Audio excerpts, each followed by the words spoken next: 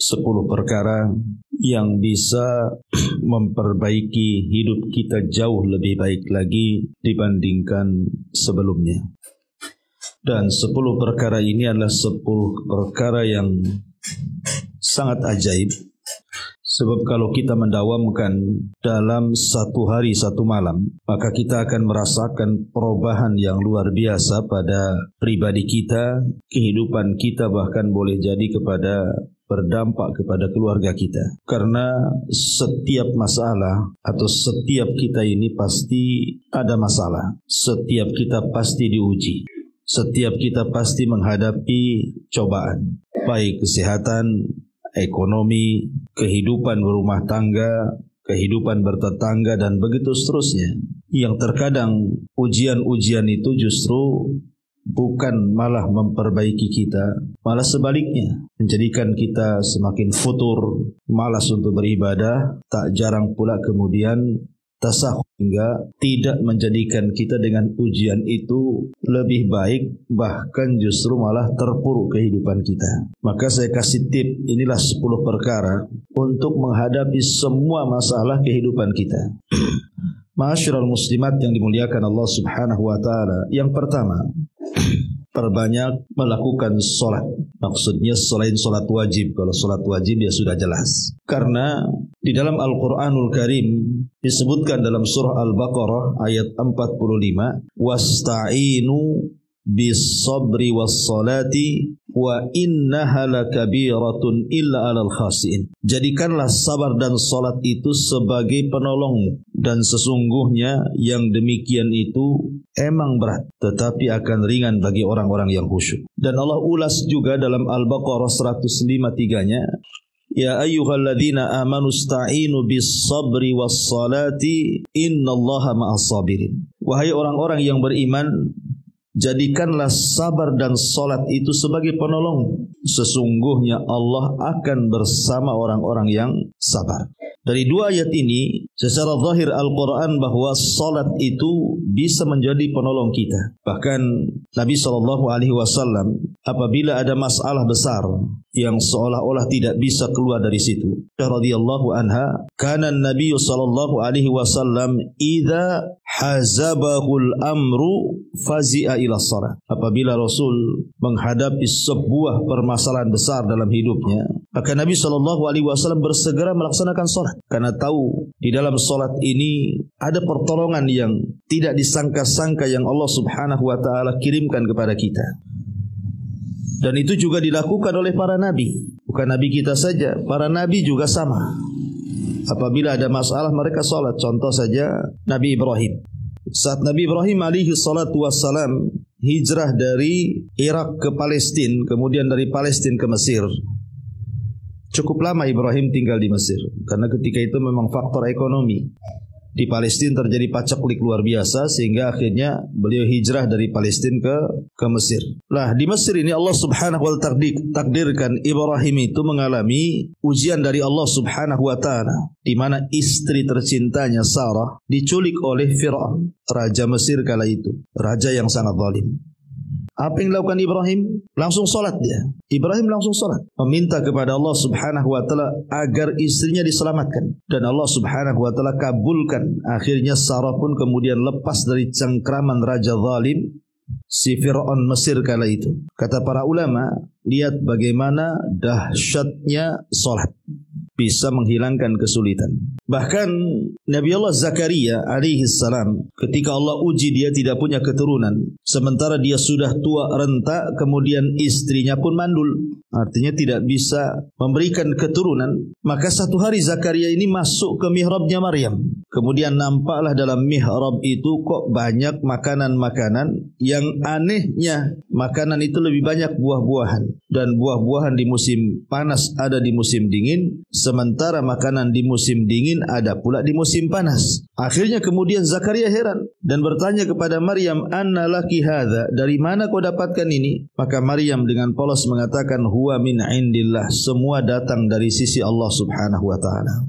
Sejak itu kemudian Nabi Zakaria ingin mengikuti gaya Maryam. Dia pun buat mihrab. Kemudian dia beribadah kepada Allah Azza wa Jal, ruku, sujud, salat. Dan Allah Subhanahu wa ta'ala melihat kesungguhan Nabi Zakaria. Allah utus malaikat Jibril untuk menghabar gembirakan kepada Zakaria akan kelahiran Yahya putranya.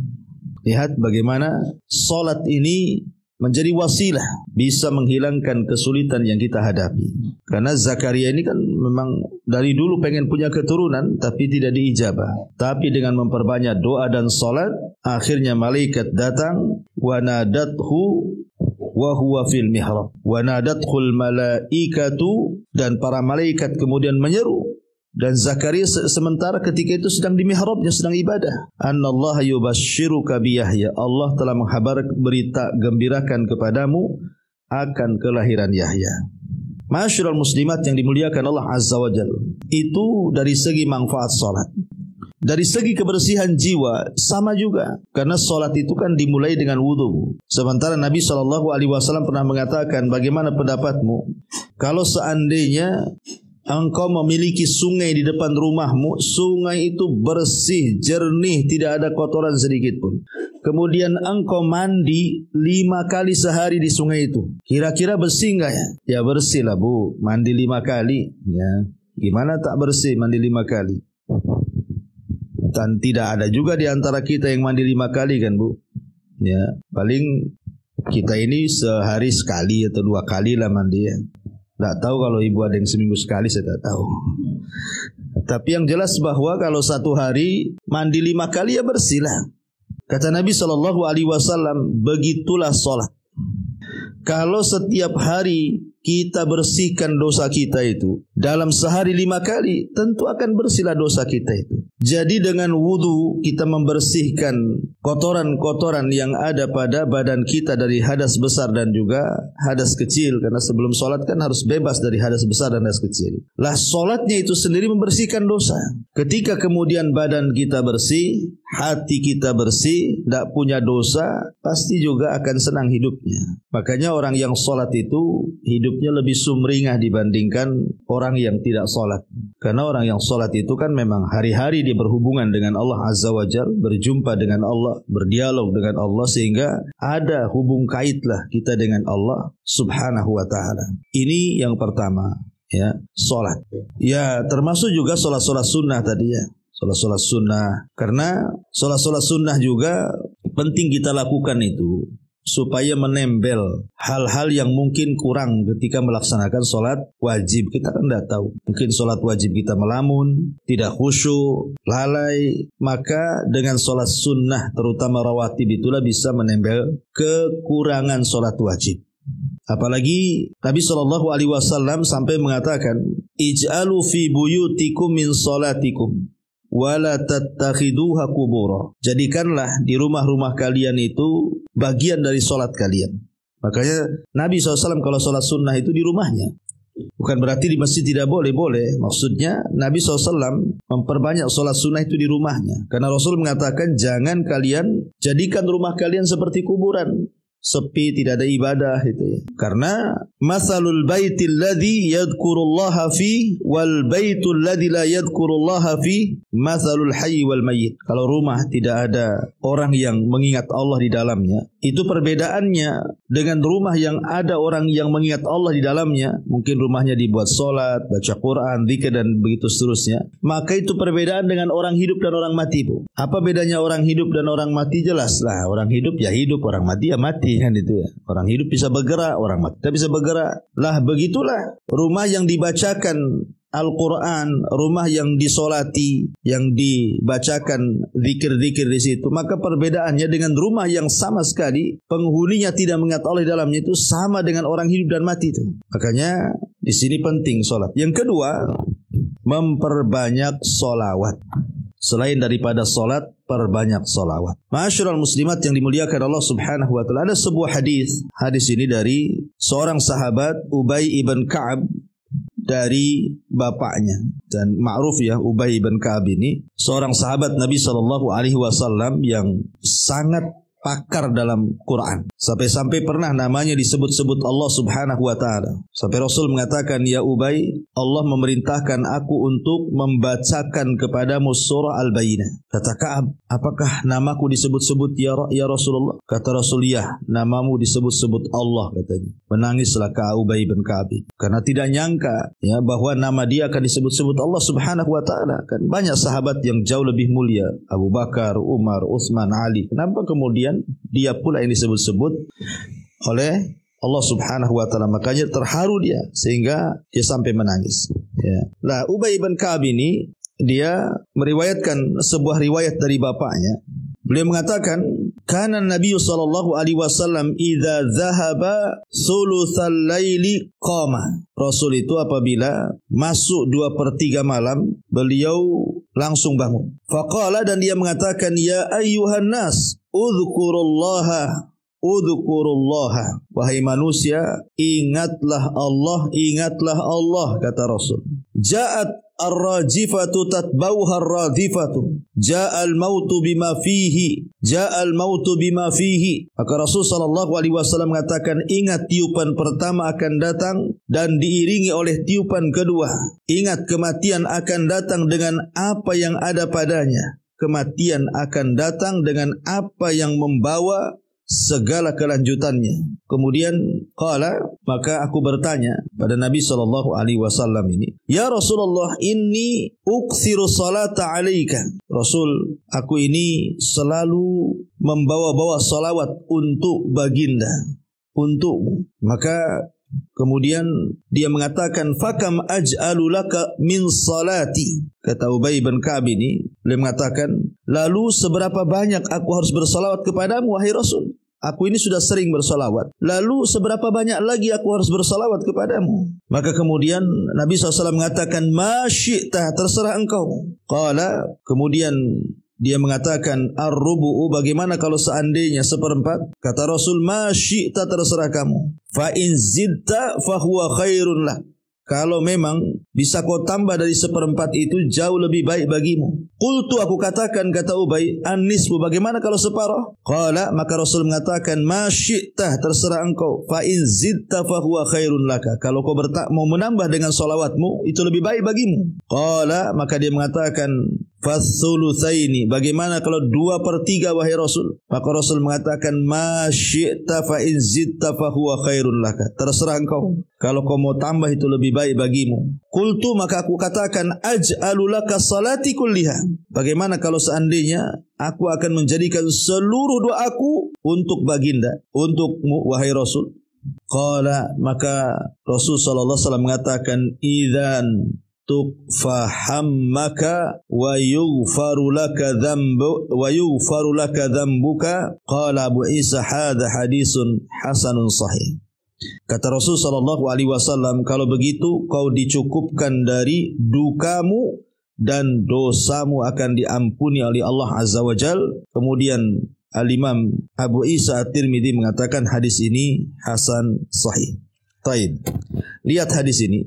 Ubay bin Ka'ab ini dia datang kepada Nabi sallallahu alaihi wasallam. Kemudian dia menceritakan bahwa dia itu orang yang paling banyak bersolawat. Sampai tadi melakukan dialog dengan Nabi sallallahu alaihi wasallam, bagaimana kalau ku jadikan dalam setiap doaku 1/3 doaku untuk salawat? Kata Rasul, bagus. Kemudian dia mengatakan, gimana kalau ku tambah separuh doaku untuk salawat? Gitu. Kata Rasul, bagus. Ya. Kemudian dia mengatakan, bagaimana 2/3 doaku untuk salawat? Kata Rasul, bagus. Akhirnya mengatakan, bagaimana kalau semua doaku kugunakan untuk salawat? Kata Rasul, bagus. Kemudian Rasul mengatakan di ujung hadisnya apa? Idzan, kalau begitu, kalau engkau banyak membaca salawat, kata Nabi sallallahu alaihi wasallam, tukfahammuka wa yughfaru laka dzambuka, maka semua kesulitanmu akan hilang dan semua dosamu akan diampuni. Dari sini kita tahu bahwa salawat ini di antara keajaibannya adalah bisa menghilangkan kesulitan dan bisa menghilangkan dosa-dosa yang kita lakukan. Makanya kalau ibu lagi banyak masalah, ya, banyak-banyak salawat saja. Ibu ada masalah kesehatan, ada masalah ekonomi, ada masalah dengan tetangga, ada masalah dengan kawan, ada masalah pekerjaan. Masalah kan banyak, macam-macam masalah di masyarakat ini. Tinggal memperbanyak salawat. Ya, tetapi tentu salawat-salawat yang disyariatkan. Ya, salawat-salawat yang disyariatkan dan yang memudahkan bagi kita. Ya, salawat-salawat yang pendek, Allahumma sholli ala Muhammad, Allahumma sholli ala Muhammad. Kan itu kan ada yang lebih pendek lagi. Untuk supaya kita istiqomah dengan salawat. Jangan salawat yang panjang-panjang ya kan. Nanti mudah bosan. Dibacanya sama ibu salawat Ibrahimiyah yang biasa dibaca untuk salat tuh kan. Kan kepanjangan Bu. Ya, kalau untuk dijadikan wirid zikir setiap hari, maka carilah salawat yang pendek supaya tidak bosan. Dan kita bisa membacanya lebih sering dan lebih banyak lagi. Intinya bahwa yang kedua adalah salawat. Kemudian yang ketiga, memperbanyak istighfar. Terutama sayyidul istighfar. Terutama sayyidul istighfar. Apa sayyidul istighfar itu? Allahumma anta rabbi la ilaha illa anta khalaqtani wa ana abduka wa ana ala ahdika wa wa'dika mastata'tu a'udzu bika min syarri ma sana' abu'u laka bi ni'matika 'alai wa abu'u laka bi dzambi faghfirli fa innahu la yaghfiru dzunuba illa anta. Itu namanya sayyidul istighfar. Sayyidul istighfar ini luar biasa faedahnya. Makanya disebutkan dalam hadis yang dikeluarkan Imam Bukhari dari Shaddad ibn Aus radhiyallahu an. Sampai-sampai Nabi SAW mengatakan kalau kita ini membaca atau sering membaca sayyidul istighfar. Apa kata Nabi SAW? Kalau kita baca di waktu pagi, ya, kemudian Allah Subhanahu wa taala takdirkan kita meninggal, maka Allah Subhanahu wa taala akan berikan jaminan sorga kepada kita. Begitu juga kalau seandainya kita membaca di sore hari, kemudian Allah takdirkan kita tidur kemudian meninggal, maka Allah Subhanahu wa taala akan berikan jaminan dia sorga. Makanya dalam sabdanya Nabi SAW mengatakan, "Man qalaha minan nahari," barang siapa yang membaca sayyidul istighfar itu di siang hari, famata min yaumihi, maka di hari itu dia meninggal, qabla an yumsiya, sebelum masuk waktu sore, fahuwa min ahlil jannah, maka dia termasuk ahli sorga. Tetapi waman qalaha minal lail, kalau dia membaca di malam hari, kemudian mata qabla an yusbih, meninggal sebelum waktu pagi, fahuwa min ahlil jannah, maka dia termasuk ahli sorga. Lihat bagaimana dahsyatnya istighfar itu. Ada jaminan sorga. Ada jaminan sorga, terutama sayyidul istighfar. Kalau bisa dibaca sebelum tidur gitu ya. Karena kalau tidur kan kita tidak tahu bangun itu bangun lagi atau tidak bangun seterusnya, kita tidak tahu. Tapi yang jelas bahwa istighfar ini, walaupun bukan sayyidul istighfar, istighfar biasalah kita katakan astagfirullah. Ini dahsyat sekali pengaruhnya. Karena Nabi SAW yang mengatakan, man lazimal istighfar, barang siapa yang melazimkan istighfar, kata Nabi SAW, maka Allah Subhanahu wa taala akan jadikan setiap kesulitan kita ini kemudahan. Ja'alallahu min kulli dzikin makhraja. Jadi setiap kesulitan pasti dicarikan jalan keluarnya itu. Bahkan wa min kulli hammin faraja. Kalau kita sedang sedih, sedang stres, Allah gantikan dengan kesenangan dan kebahagiaan. Bahkan lebih daripada itu, wa razaqahullahu min haitsu la yahtasib. Allah akan berikan rizki dari arah yang tidak disangka-sangka. Karena saya pernah mengalami juga, Bu. Saya suatu hari pernah memang mengalami hal yang bagi saya dalam hidup saya itu luar biasa itu. Menghadapinya sulit sekali. Ya, ketika ada fitnah yang luar biasa yang saya alami dalam hidup saya itu, kayaknya hampir mau keluar dari Batam. Pernah itu sampai saya ngomong sama istri itu, udahlah, nggak usah di Batam, ayolah kita hijrah aja ke tempat lain. Ya. Tetapi saya coba setiap pagi, siang, sore, malam gitu, saya baca aja itu astagfirullah, astagfirullah, astagfirullah, terus aja gitu, Bu. Ya, memang luar biasa, ke hati juga tenang, dan tidak sampai mungkin 1 minggu itu Allah Subhanahu wa taala memang carikan jalan keluar semuanya dengan begitu cepat gitu ya.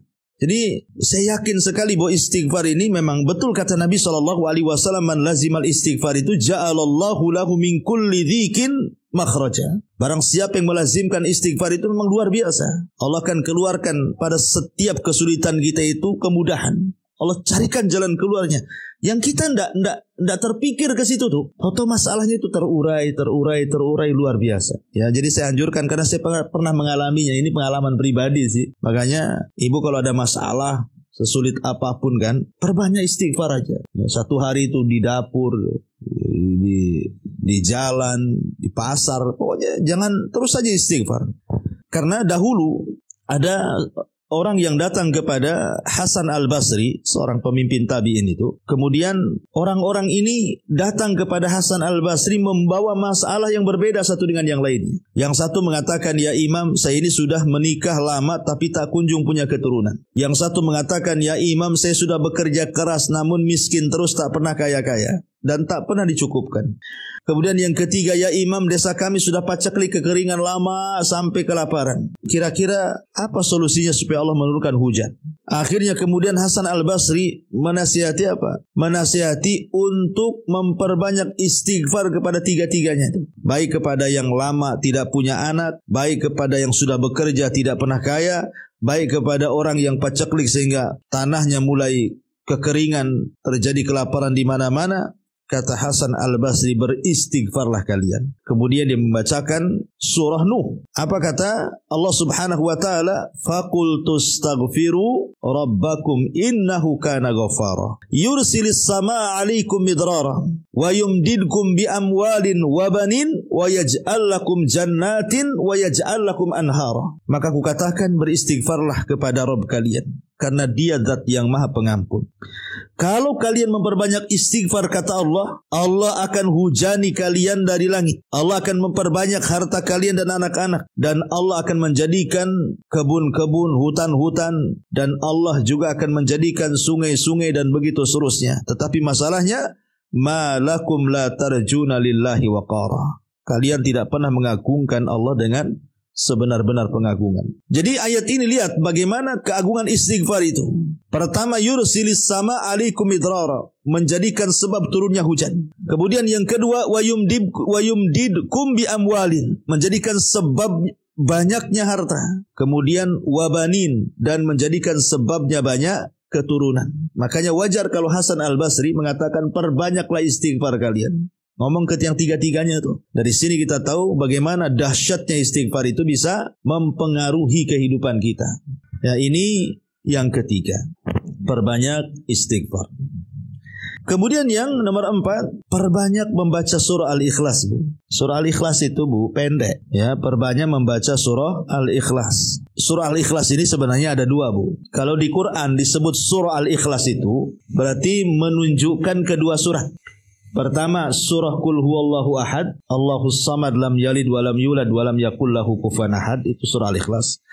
Atau kepada surat Qul ya ayyuhal kafirun, la a'budu ma ta'budun. Nah, itu juga disebut surah Al-Ikhlas tuh. Jadi Qul huwallahu dan Qul ya ayyuhal kafirun. Ulama menyebutnya 2 surat ini disebut 2 surat Al-Ikhlas. Kenapa demikian? Karena Qul huwallahu ahad ini lebih kepada tauhid rububiyah dan asma dan sifat. Tetapi kalau Qul ya ayyuhal kafirun lebih kepada tauhid uluhiyah. Makanya Rasul selalu menggandeng tuh Qul huwallahu dengan Qul ya ayyuhal kafirun tuh pada setiap salat sunnahnya. Seperti salat sunnah fajar, rakaat pertama Qul huwallahu, rakaat kedua al-kafirun, kan begitu, Bang. Kemudian rakaat 2 rakaat tawaf.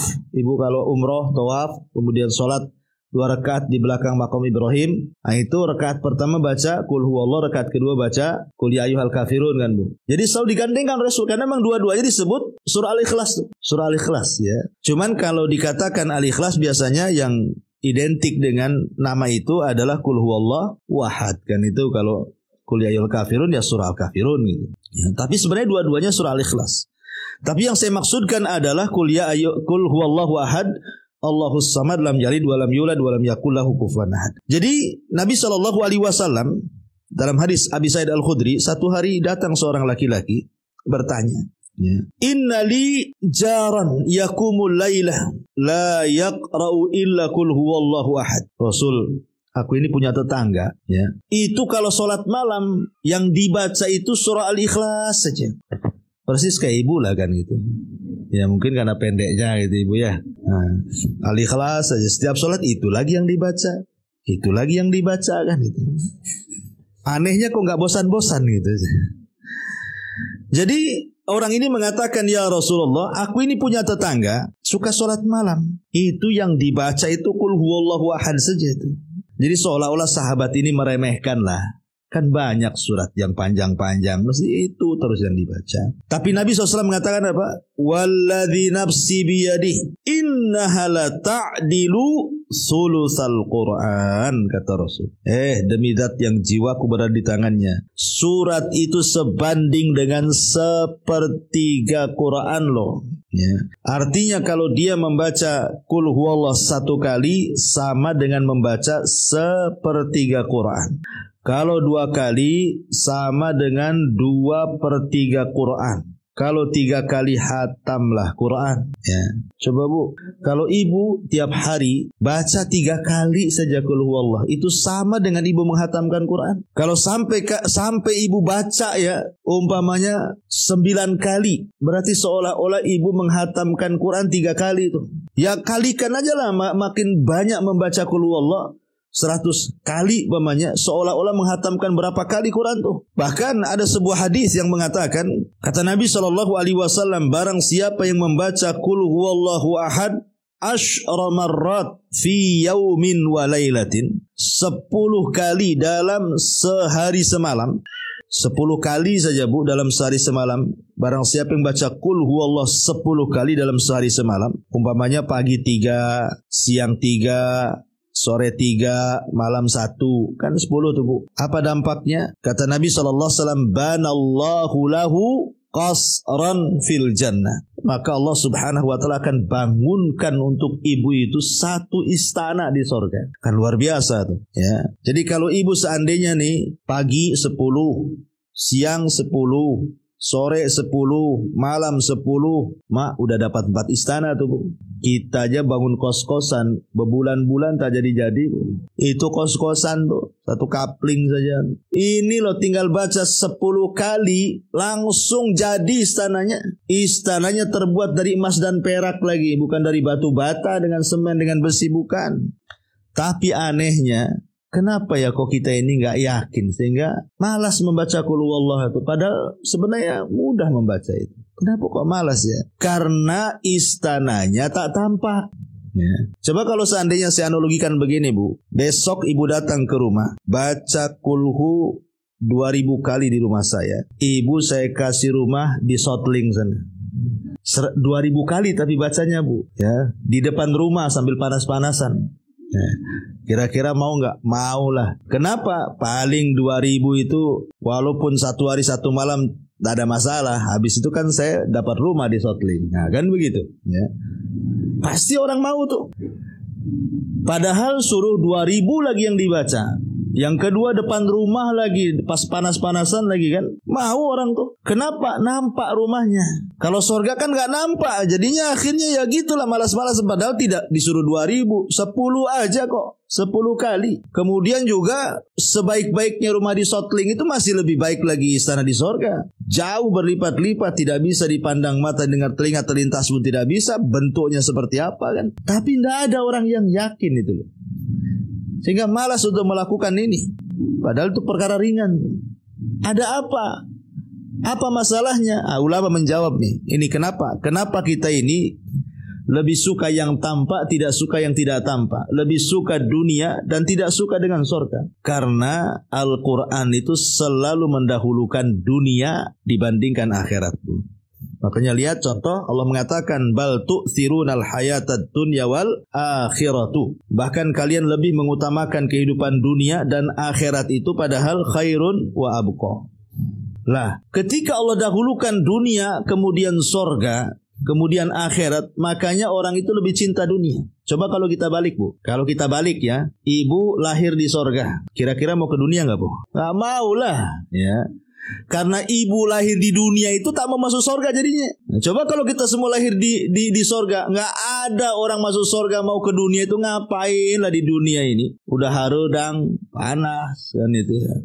Susah hidupnya. Bagus di surga. Masalahnya terbalik-balik itulah. Kita lahir di dunia itu, makanya kalau diceritain surga itu yakin gak yakin jadinya. Nah, contohnya seperti ini, membaca kulhu 10 kali aja gak yakin kita ini.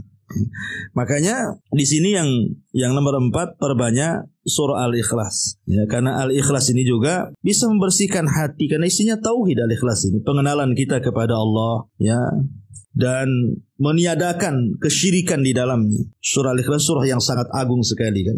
Karena ini membantah semua kesyirikan yang dilakukan semua agama. Ketika orang-orang Nasrani mengatakan bahwa Isa anak Tuhan, Isa satu di antara 3 Tuhan, bahkan Isa Tuhan itu sendiri, maka Allah katakan kul huwallahu ahad, Allahus samad. Allah lah zat yang esa, semua kembali bergantung kepadanya.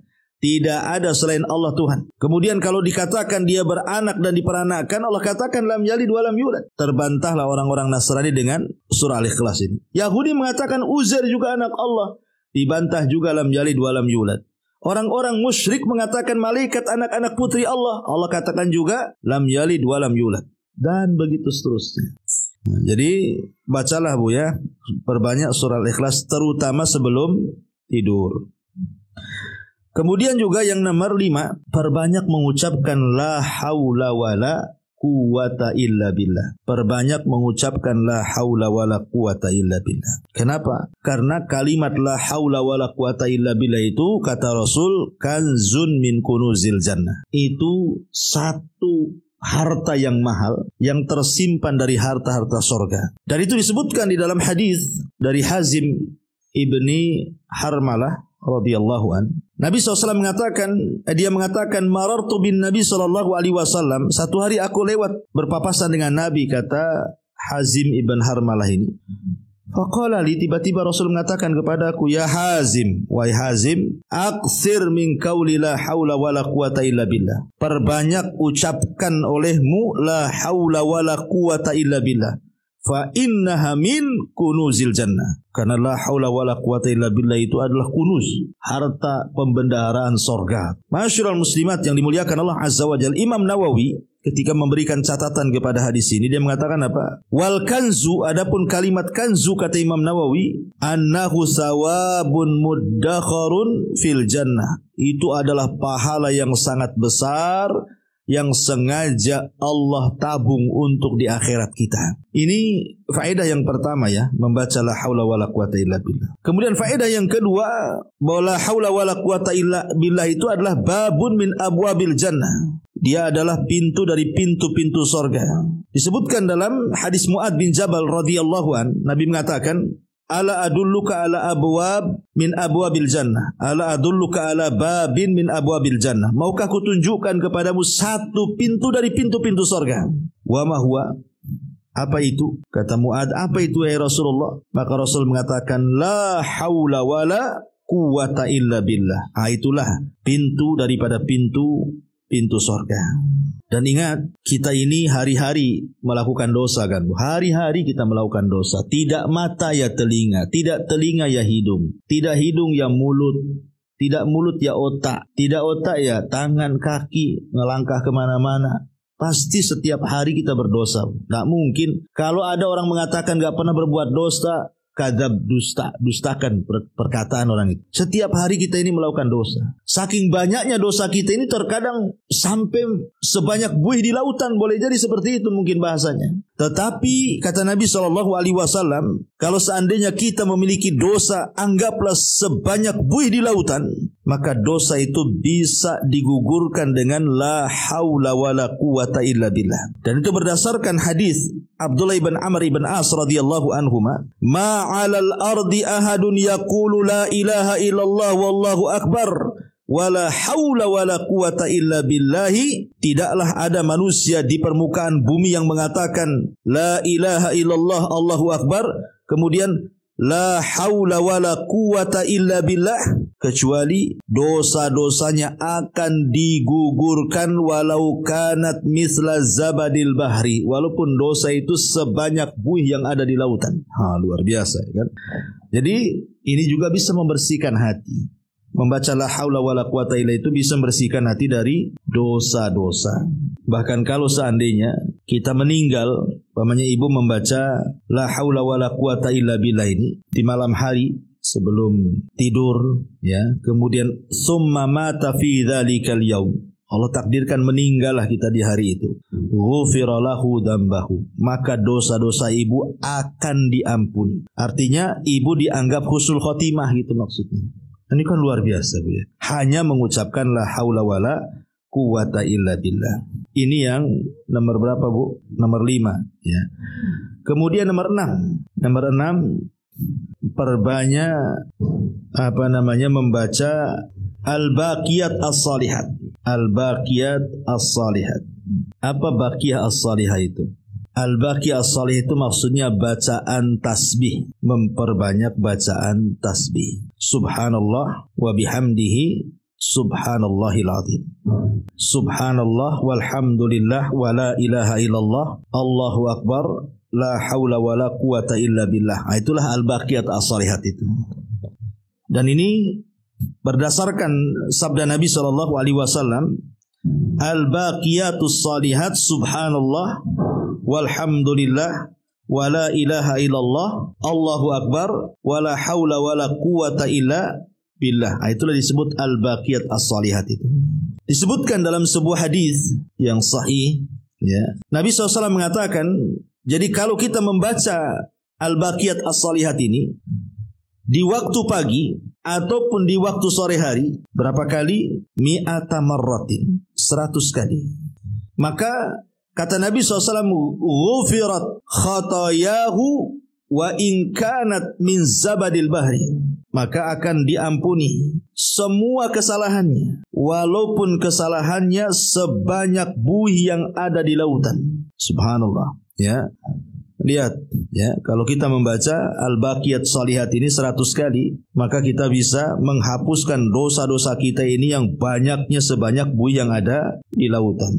Makanya dalam satu hari Nabi SAW pernah kedatangan Fatimah. Jadi Fatimah itu udah kelelahan karena masak-masak sendiri gitu, cari kayu sendiri, adon sendiri, sampai tangannya itu pecah-pecah, Bu. Dan lemah gitu ya, lelah. Karena zaman dulu kan kalau mau masak kan harus cari kayu bakar, bukan? Mungkin ibu yang sekarang udah tua ya kan pernah ngalami lah yang di kampung-kampung itu kan belum ada kompor dulu kan. Kalau ada pun kompor bukan pakai sekarang gas kan, Bu, ke minyak tanah.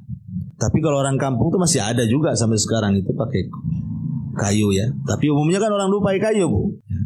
Jadi orang dulu tuh kan ke kebun dulu, Fatimah ini nyari kayu, habis dapat kayu kemudian dibakar, masak, dan begitu, lelah lah istilahnya. Jadi Fatimah ini mendengar Nabi SAW pulang dari peperangan dan membawa banyak harta rampasan perang termasuk tawanan-tawanan, budak-budak. Jadi Fatimah ini inginlah datang kepada Rasul meminta untuk dicarikan pembantu, entah 1 atau 2 pembantu supaya meringankan pekerjaan dia.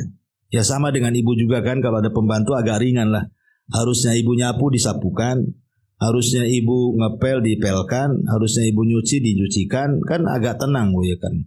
Itulah yang dipikirkan oleh Fatimah. Ya sama juga lah, pikiran perempuan semua sama sejak zaman dulu sampai sekarang kan maunya ndak capek kan itu ya. Lah rupanya ketika sampai di rumah Nabi tak nampak Nabi, yang ada Aisyah istrinya. Jadi diceritakanlah sama Aisyah itu. Dan ingat, Aisyah dengan Fatimah itu masih tuaan Fatimah ya dibandingkan Aisyah itu 2 tahun. Jadi Fatimah lebih muda gitu ya. Aisyah lebih muda dibandingkan Fatimah. Padahal ibunya gitu ya. Jadi kata Aisyah, tunggu sampai datang Rasul, nanti saya akan ngomong. Setelah Fatimah pergi, datang pula Nabi SAW itu. Jadi diceritakanlah sama Aisyah itu, Fatimah ini pengenlah pembantu, 1-2 pembantu karena dia pikir capek gitu ya.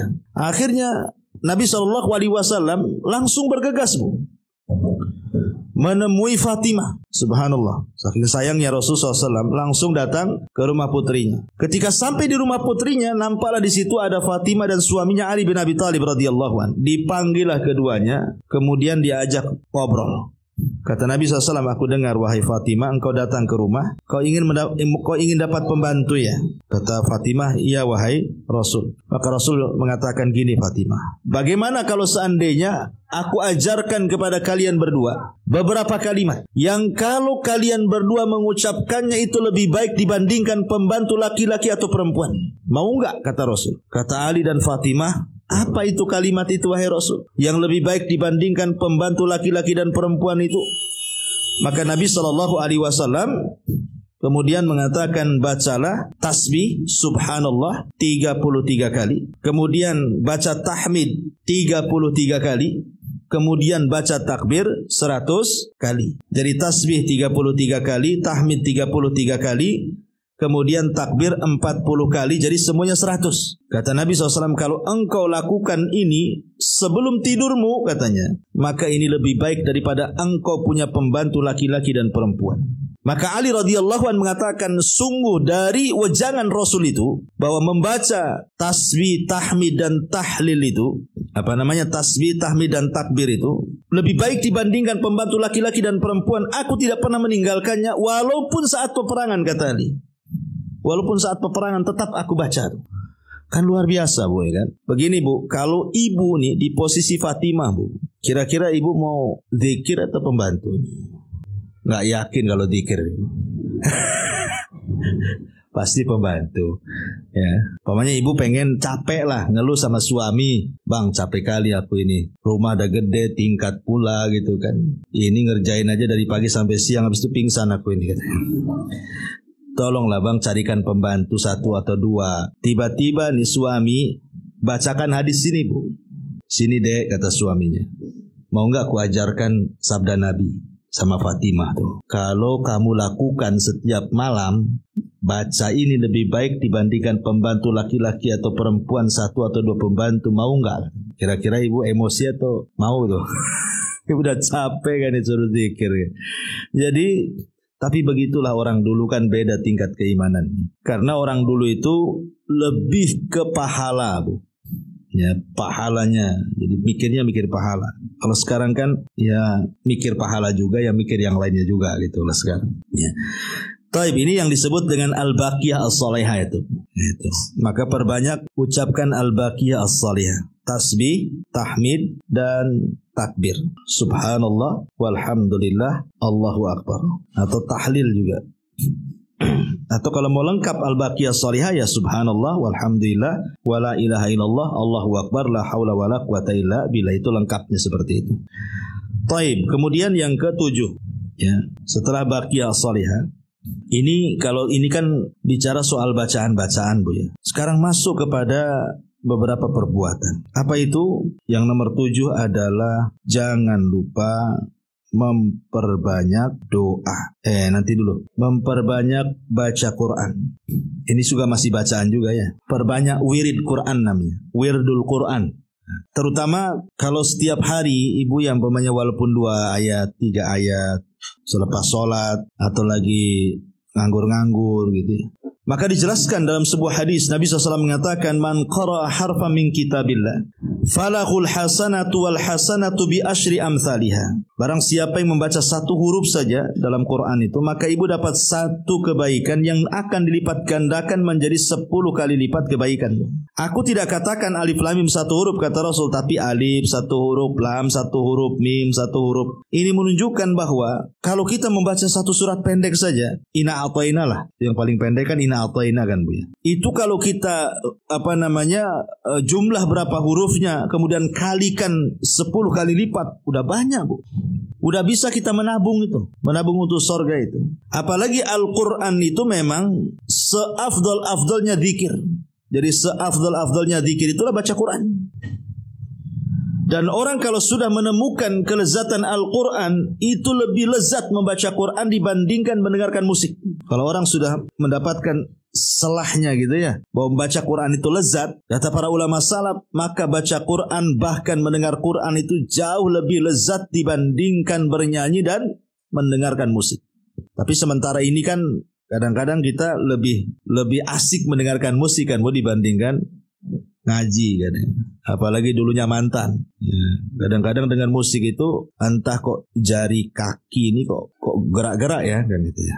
Kadang-kadang ada yang refleks, Bu, ya kan. Ada musik aja dia gerak-gerak tuh jari-jarinya. Mungkin belum bisa meninggalkan total gitu, ya, belum bisa membenci seutuhnya. Padahal kalau dia mendengarkan bacaan Quran terkadang tidak melembutkan hati dia. Tapi kalau dia mendengar instrumen lagu, ya, yang nadanya sedih, ya, itu kadang-kadang orang bisa meneteskan air mata, loh, aneh itu. Kan ada tuh instrumen lagu itu yang kadang-kadang nyayat-nyayat hati itu kan, Bu. Kok bisa dia meneteskan air mata itu? Tapi ketika Quran dibacakan tak bisa pula dia meneteskan air mata itu. Berarti kan keras hatinya tuh.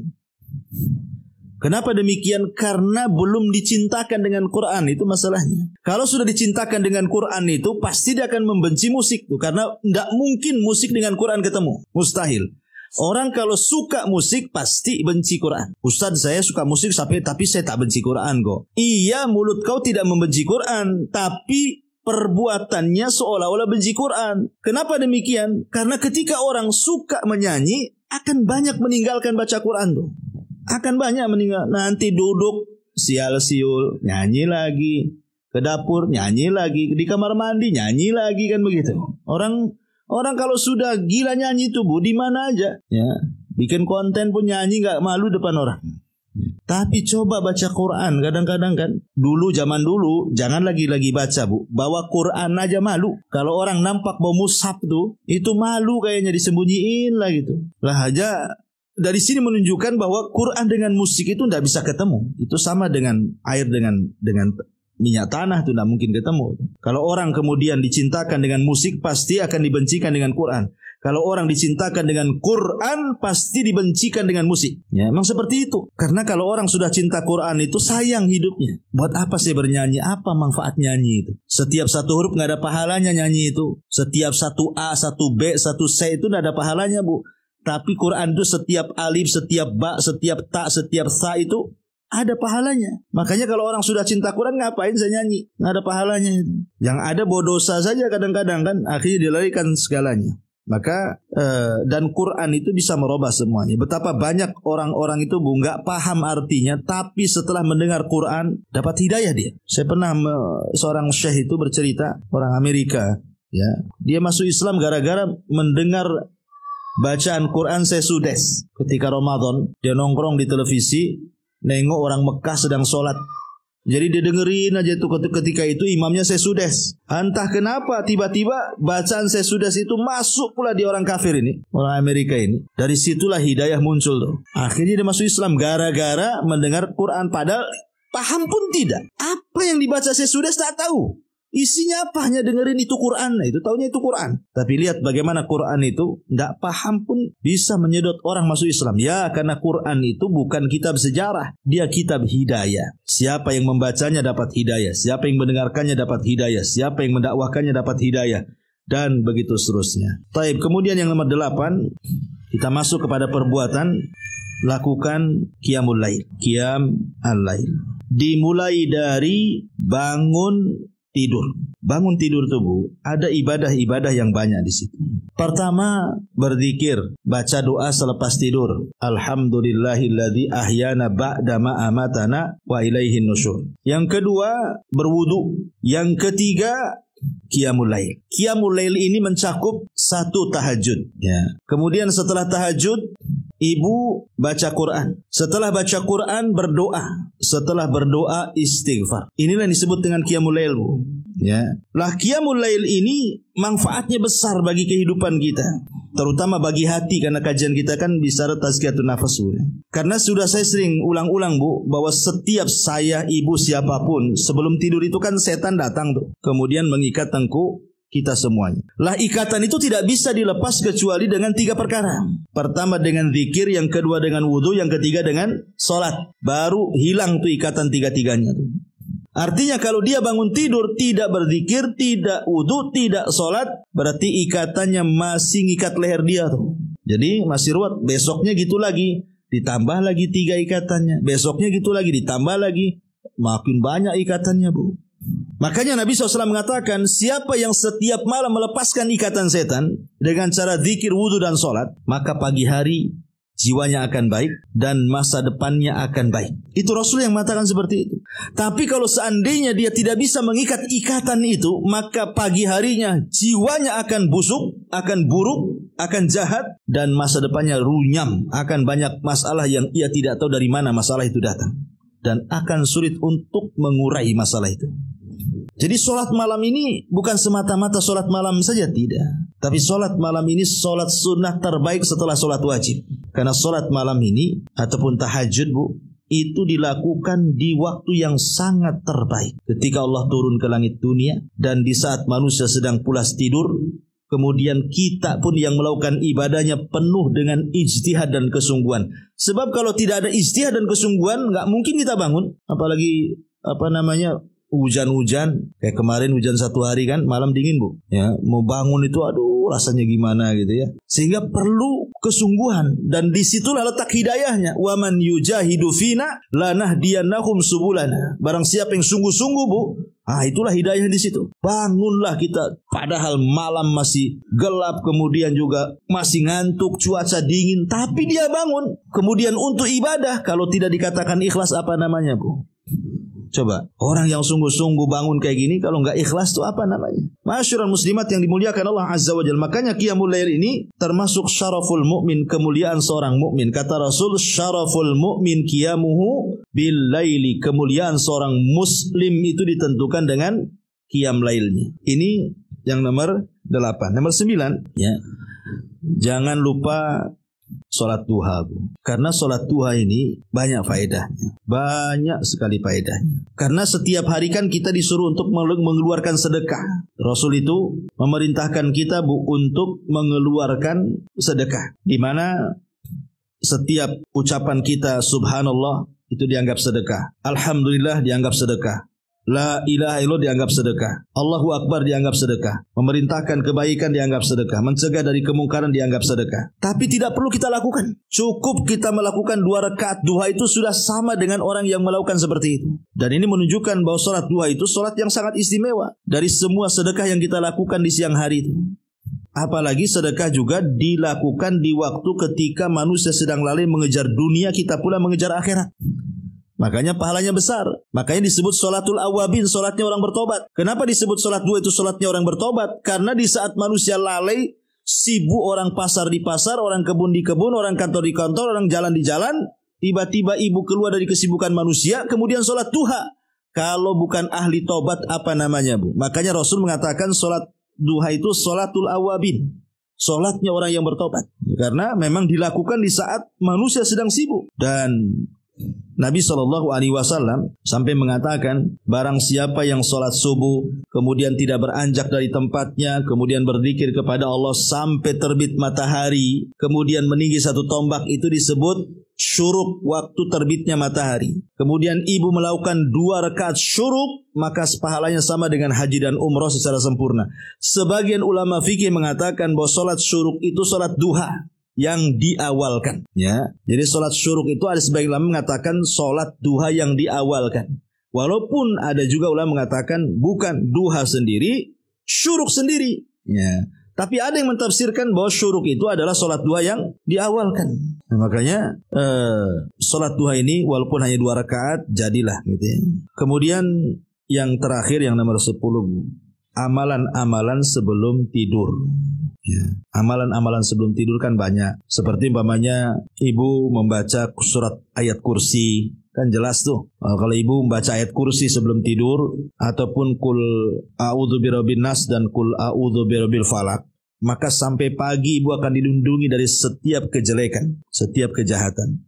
Baik dari setan, baik dari orang yang hasad, baik dari binatang-binatang yang berbisa, yang mencelakakan, yang beracun dan begitu seterusnya, baik dari sihir. Maka orang yang membaca ayat kursi di malam hari, kemudian kita tertidur, maka kita akan dibangunkan, dijaga oleh Allah. Kemudian berwudu. Ini yang paling penting, karena kalau ibu berwudu nih sebelum tidur, itu nanti kalau ibu tidur ada malaikat di sebelah kiri kanan ibu tuh. Kalau ibu berguling ke arah kanan, malaikat sebelah kanan akan mengatakan Allahumma gfir lahu, Allahumma arhamhu. Ya Allah, ampunilah orang ini, ya Allah rahmati orang ini. Kalau ibu balik guling ke arah kiri, itu juga sama, malaikat sebelah kiri akan mengatakan ya Allah ampuni orang ini, ya Allah rahmati orang ini. Pokoknya setiap ibu bergerak itu kan, maka malaikat kiri kanan itu pasti akan mengatakan seperti itu Bu. Ya, jadi kalau gerak sana gerak sini pasti doakan malaikat. Tapi kalau suami di sampingnya tak tahu ini gerak-gerak, apa ini istri saya ini gerak sana gerak sini. Tapi yakin Bu, orang yang berwudu itu akan dijauhkan dari mimpi buruk. Kemudian juga malaikat akan mendoakan ibu. Karena hadisnya seperti itu. Ya man bata tahiran, barang siapa yang tidur dalam posisi dia tahir, bersih dari hadas, maka malaikat di samping kiri akan mengatakan Allahumma gfir lahu, Allahumma arhamhu.